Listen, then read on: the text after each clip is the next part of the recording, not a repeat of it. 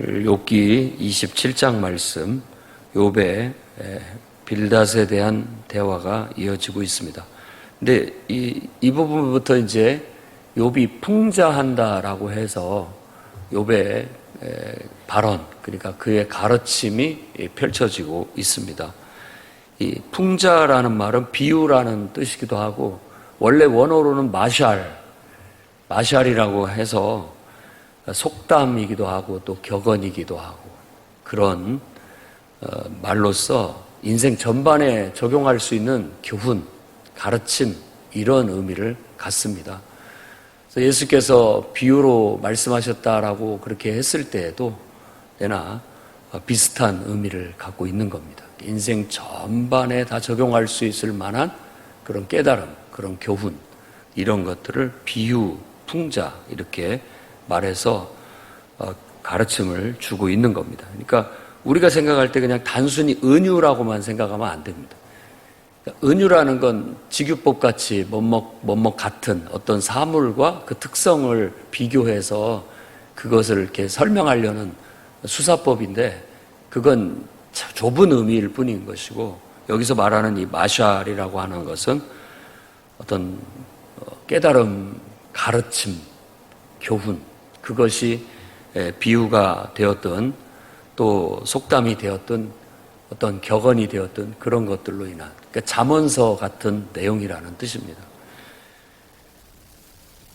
욥은 1절에서 6절까지의 주된 내용은 똑같습니다. 자신의 결백을 주장하는데 우리가 이 맥락을 이해해야 됩니다. 자, 내가 죄를 지었다 하면 그것이 곧 하나님 앞에 오히려 죄가 되는 거예요. 왜? 죄를 안 졌는데 죄를 졌다고 하니까. 무슨 말인지 알겠죠? 친구들도 마찬가지입니다. 친구들도 욥이 죄를 진 것 같은데, 너희들이 네가 죄를 지었기 때문에 이런 결과가 온 거다. 아무리 따져봐도 그거 외에는 해석할 길이 없다라고 말하는 그 자체가 그게 바로 죄예요. 잘못돼 버린 거죠. 그러니까 그렇게 말하는 것. 그래서 하나님께서 하나님 앞에 회개해라는 것. 그러니까 친구들의 주장을 내가 수용해 드리게 된다면 결국은 내가 거짓말을 하는 것이 되는 거고, 하나님 앞에 또 의롭지 못한 것이 되는 그런 상황에 놓여지게 되는 겁니다. 그래서 그 심정을 이렇게 표현을 하고 있는 겁니다. 나의 정당함을 물리치신 하나님, 일단은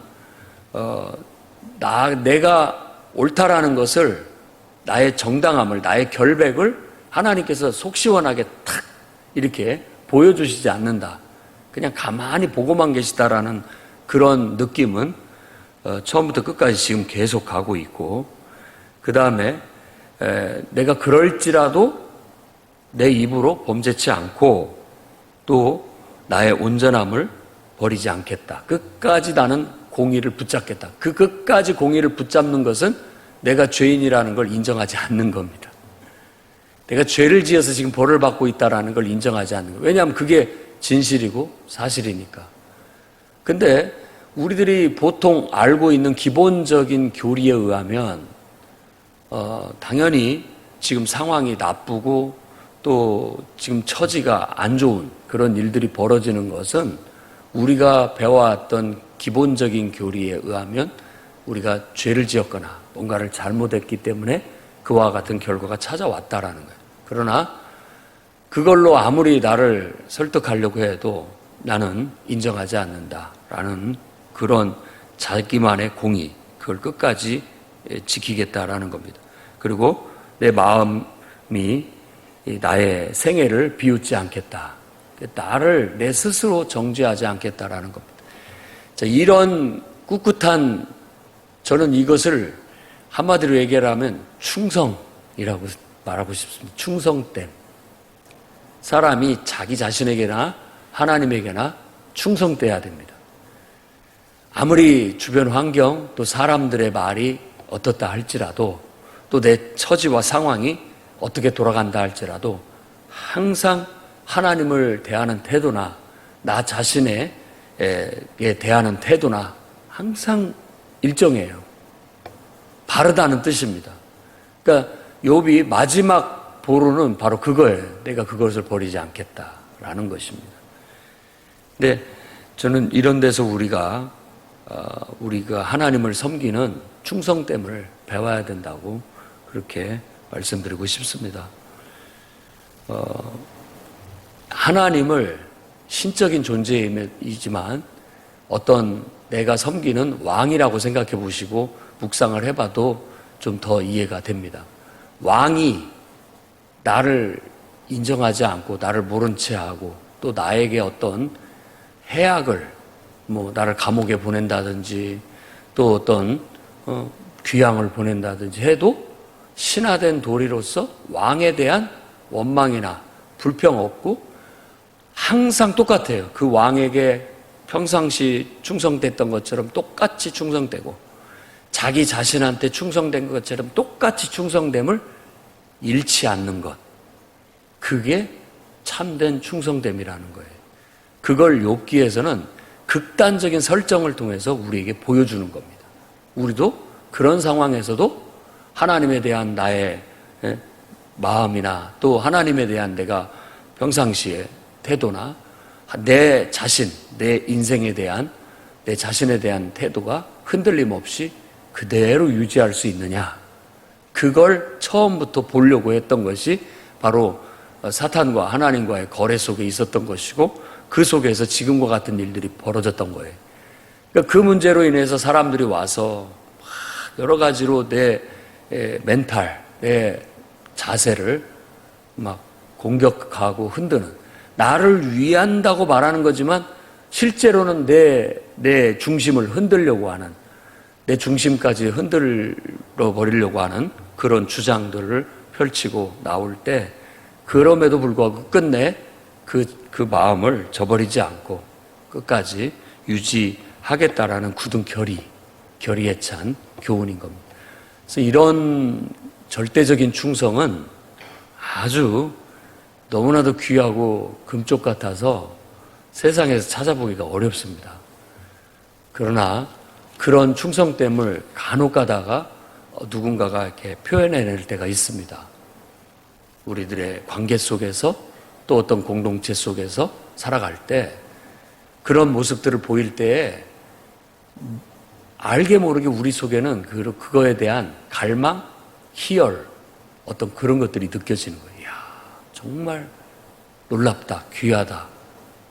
세상에 둘도 없다. 이런 것들을 느끼게 되는 거죠. 그래서 저는 우리 모든 성도들이 완전할 수는 누구도 없지만 항상 충성되려고 그렇게 노력하는, 그래서 나름대로 하나님 앞에 그 중심을 딱 잡고 심지가 아주 굳은 사람처럼, 고든 사람처럼, 중심이 딱 잡혀있는 사람처럼 여러분들이 흔들림 없이 신앙의 삶을 살아가시기를 바랍니다. 그러니까 하나님을 향한 신앙의 삶이 우리 인생을 살아가는 삶의 태도인 거예요. 구분질 수 없는 것입니다.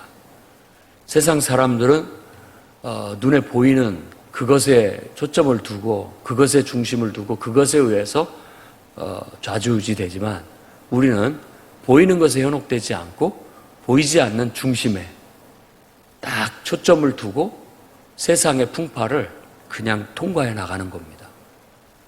그러니까 풍랑으로 인해서 우리가 중심이 흔들리지는 않아요. 그것에 영향을 안 받는 건 아니지만 그걸 받지만 그래도 우리는 보이지 않는 것에 초점을 두고 중심을 두고 있기 때문에 흔들리지 않는다는 겁니다. 욥이 보여주는 지금 그 충성됨은 바로 그것입니다. 그러면서 7절에서 10절까지 얘기는 바로 내가 정직한데 나를 죄인이라고 하는 너희들은 오히려 악인이다 라고 지금 이제 판정을 내리는 거예요. 지금까지 대화 속에서 모든 것들이 이제 확실하게 분별되어지기 시작하는 겁니다. 나는 아무리 따져봐도 내가 옳다.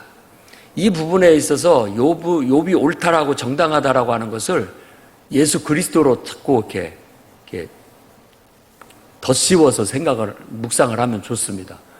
예수님이 죄가 없잖아요. 그럼에도 죄인 취급을 당하고 있는데 그렇게 종교 지도자들이나 또 국가의 통치자들이나 일반 백성들이나 다 그분 앞에 와서 죄인이라고 손가락질을 한단 말이에요. 정죄를 하고 있다라는. 그 정죄하고 있는 사람들이 정죄되고 있는 거예요. 그 논리가 지금 욥기에서 극단적인 설정을 통해서 보여주고 있는 겁니다. 욥은 의인이에요.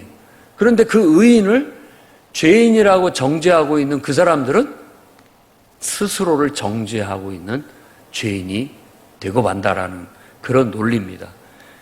그러니까 이 욥기서도 바로 어찌 보면 예수 그리스도에 대한, 그분에 대한 예언이 고스란히 그림자처럼 담겨 있는 그런 성경이라고 할 수 있겠습니다. 결국 나를 치는 자, 그 사람은 악인이고 불경한 자가 돼버린다라는 겁니다. 이익을 그들은 얻었다라고 생각하지만 결국은 나중에는 하나님께 외면당하게 될 것이다 라는 표현을 하고 있습니다. 결국은 자기 눈으로 보는 대로 판단을 했어요. 정말 그 판단의 근거를 하나님께 두지를 못했다라는 그런 비평이 나오게 되는 겁니다. 우리도 그런 경우 많죠. 나는 정말 옳다고 생각을 했는데 내 눈에 내가 판단할 수 있는 모든 판단으로는 그게 정당하고 옳아요. 그런데 그게 틀렸을 수도 있다라는 걸 욥기가 보여주고 있는 겁니다. 그러니까 너무 자만하면 안 됩니다. 그리고 대화 속에서 너무 그걸 막 절대적으로 우리는 주장할 만한 그런 뛰어난 지식도, 뛰어난 지혜도, 분별력도, 정보력도 사실은 없어요. 우리가 판단하고 분별하는 정보력은 정말로 너무나 미약할 뿐만 아니라 대부분은 우리식의 주관적인 추측에 불과한 경우가 많습니다. 몇 가지의 실마리나 정보를 가지고서 소설 쓰듯이 우리가 그것들을 추측해서 판단할 뿐인 거죠. 용케 맞을 수도 있지만 대부분은 완벽하지가 않습니다. 완벽하지 않아요. 그렇기 때문에 늘 겸손해야 되고 그런 면에 있어서 너무 호언장담하는 것들을 좀 주의해야 되고 내 말이 절대적이다. 어떤 인간도 그럴 수 없습니다. 그러니까 아무리 우리가 신학적인 교리를 가르치고 또 정말 저 먼 옛날부터 내려오는 진리와 같은 도덕과 윤리를 주장한다 할지라도 어떤 면에 있어서는 그것으로 세상의 이치를 다 설명할 수도 없고 인간에 벌어지는 일들을 다 그 안에 맞춰낼 수가 없습니다. 대부분은 맞지만 어떤 부분은 그렇지 못하다라는 것을 알아서 지금 어떻게 보면 욥기에서는 가르치는 자, 지식이 있다라고 생각하는 자, 성인 군자들, 도덕적인 자들, 지도자들한테 일침을 주고 있는 겁니다. 일침을. 너희들 절대적이지 못하다. 그 점을 깨우치고 있는 거예요. 그래서 겸손한 재판관이라든지 겸손한 통치자들은 그걸 압니다. 자기가 그럴 만한 능력도 그럴 만한 재주도 없지만 그래도 하나님이 주신 권위 때문에 그것을 하고 있지만 늘 그걸로 인해서 자신이 부족하다는 걸 고백하고 살아갑니다. 내 판정을 어쩔 수 없이 내가 내려야 할 권한을 가져서 내리지만 실수할 수도 있고 내가 또 깨닫지 못했던 제대로 된 판단을 못 내릴 수도 있다라는 점을 아는 사람은 겸손한 사람이에요. 인간이라는 사실을 알고 있는 사람인 거죠. 바로 그런 교훈도 우리에게 주고 있습니다. 그래서 만일 우리가 그런 겸손이 없고 그런 깨달음이 없다면 하나님에 대한 솜씨를 우리가 알지 못하고 그걸 보고 깨닫지 못한다면 우리는 무익한 사람이 될 수 있다라는 거. 그게 11절에서 12절의 이야기입니다. 하나님의 솜씨라고 한 부분들은 이 솜씨는 손이에요.